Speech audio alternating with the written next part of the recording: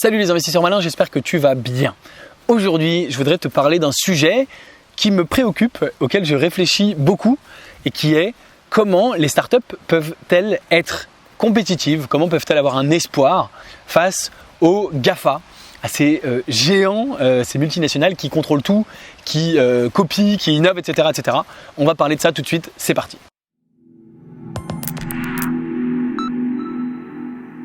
La question mérite d'être posée parce que les GAFA, elles ont un pouvoir énorme, ou même les GAFAM, Google, Amazon, Facebook, Apple, Microsoft, ont un pouvoir énorme, une force de frappe gigantesque, des dizaines ou même des centaines de milliers de salariés, d'ingénieurs, de développeurs prêts à faire quoi que ce soit. Et on le voit très bien avec Facebook par exemple, qui a quasiment tué Snapchat en mettant la fonctionnalité Stories sur Instagram, et du jour au lendemain tout le monde a quitté Snapchat, enfin tout le monde, beaucoup de gens ont quitté Snapchat et se sont mis sur Instagram.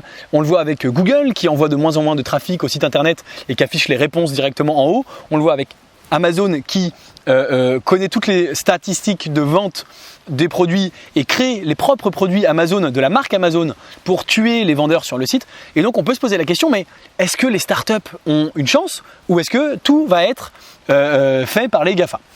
Et encore une fois, c'est une question qui moi me préoccupe personnellement, parce que quand j'investis dans une startup de la Silicon Valley, je me dis soit c'est un truc pourri et ça se plante, mais si ça cartonne, qu'est-ce qui empêche demain Google, Apple, Amazon, Facebook ou Microsoft de faire la même chose à coût de milliards? Et quand je dis à coût de milliards, c'est à coût de centaines de milliards évidemment, d'accord? Et ça peut être très problématique. Et voilà, il y a quelques éléments de réponse que je vais te partager, mais il n'y a pas de réponse encore vraiment évidente. Et c'est honnêtement plutôt inquiétant finalement quand même, parce que c'est des boîtes avec un pouvoir de dingue, une force de frappe de dingue, qui ne sont pas régulées, réglementées. Il n'y a pas eu d'action antitrust, ou très peu. Il y en a eu contre Microsoft dans les années 90, mais il n'y en a pas eu encore contre Amazon, même si on en parle beaucoup en ce moment, ça aura peut-être lieu.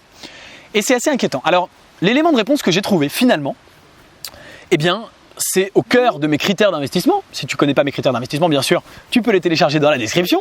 Je place ça au milieu, t'en fais ce que tu veux. C'est des critères d'investissement intéressants. Dans mes critères d'investissement, il y a ce qui s'appelle l'unfair advantage. L'unfair advantage, c'est l'avantage injuste. Qu'est-ce qui me permet de savoir, d'être sûr que c'est cette startup-là qui va réussir, qui va gagner, qui va performer, et pas une autre, pas un concurrent ou pas un GAFA. D'accord ?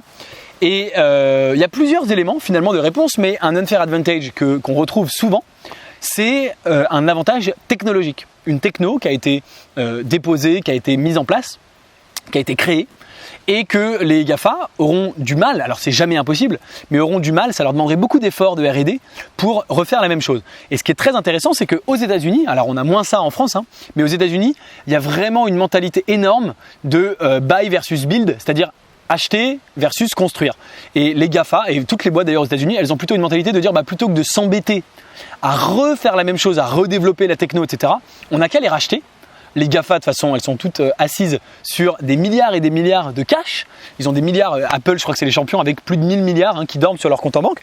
Ils se disent, on va pas s'embêter à reconstruire, à recréer la techno. Il suffit de les racheter pour quelques millions. Ils sont contents, entre guillemets, et bien sûr, nous, en tant qu'investisseurs, on est contents aussi, et on obtient la techno comme ça, on n'a pas besoin de les racheter.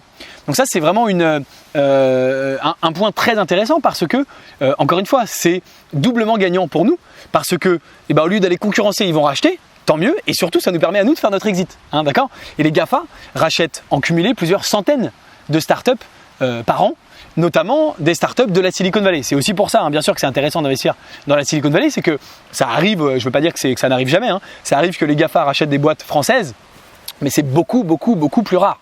Donc si tu veux investir avec nous dans la Silicon Valley et dans les futures boîtes qui se feront racheter par les GAFA, tu peux rejoindre le club privé Léonis, et le lien est juste en dessous dans la description. Je cale ça au milieu de la vidéo aussi. Donc ça, c'est une première possibilité, c'est une avance technologique. Une deuxième possibilité, bien sûr, qui est intéressante et qui, moi, me plaît aussi beaucoup, c'est des boîtes qui vont avoir des abonnés finalement, créer du revenu récurrent en ayant des abonnés, des gens qui payent pour leur service tous les mois, et bien sûr, potentiellement aussi avec une techno.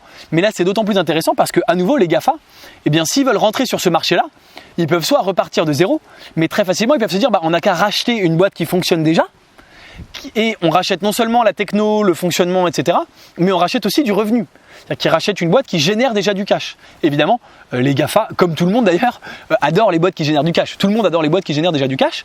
L'inconvénient des boîtes qui génèrent du cash, en général, c'est qu'on les paye assez cher, parce que c'est des boîtes qui gagnent de l'argent. Donc on va les payer un multiple des revenus. Et donc, c'est des boîtes qu'on va payer assez cher. Mais pour les GAFA qui valent des milliers de milliards, ou des centaines de milliards toutes, c'est que dalle. Racheter une boîte 100 millions, pour eux, c'est que dalle. Et on voit souvent des GAFA d'ailleurs qui font des rachats en milliards. Microsoft qui a racheté LinkedIn pour des milliards. Je sais plus. Enfin, Amazon, là, ils ont annoncé en juillet là, un rachat d'une boîte à 1,2 milliard de dollars, etc. etc. Et c'est des sommes astronomiques. Mais pour Amazon, 1 milliard, c'est peanuts, tu vois, évidemment. Donc, ils rachètent et une techno et un revenu récurrent. Et donc ça, c'est aussi quelque chose d'intéressant. Quand je vois une boîte je me dis, ils vont avoir des clients captifs qui vont générer du revenu récurrent pour cette boîte, ça peut aussi être intéressant pour les GAFA. Donc voilà les éléments de réponse que j'ai. Il y en a d'autres, bien sûr. Par exemple, on voit de plus en plus d'anciens des GAFA où les dirigeants leur disent écoutez, nous on n'a pas le temps d'aller faire la R&D sur ce sujet-là, mais vous avez qu'à aller créer votre boîte, faites votre R&D là-dessus. Nous, c'est pas un cœur de business, ou en tout cas, c'est pas assez important, assez primordial pour qu'on y mette des ressources en interne chez Amazon, chez Apple, etc. Mais ils ont une espèce d'accord tacite. Va créer ta boîte, développe la R&D, va lever des fonds, et puis dans 3 ans, 5 ans, si ça marche, et que pour nous c'est devenu un sujet, on vous rachète et tout le monde est gagnant. Nous, on est content parce qu'on n'a pas investi dans la R&D, on rachète, mais on est sûr que ça fonctionne. Toi, tu es content parce que tu te fais racheter à coût de millions. Et voilà, ça c'est aussi une possibilité. Et bien sûr, j'ai la chance parce que j'investis dans les startups issues des meilleurs incubateurs, le Y Combinator notamment, etc., d'avoir des anciens de grosses boîtes. En 2020, on a investi dans une boîte créée par un ancien de Uber, créée par un ancien de Tesla, créée par un ancien de Goldman Sachs. Donc ça, c'est des choses intéressantes avec des contacts, bien sûr, des liens professionnels qui restent et qui peuvent tout à fait bien sûr donner quelque chose pour le rachat après ou pas. D'ailleurs, ça peut aussi être racheté par un autre, il peut y avoir une petite concurrence sur le rachat ou quoi que ce soit. Voilà.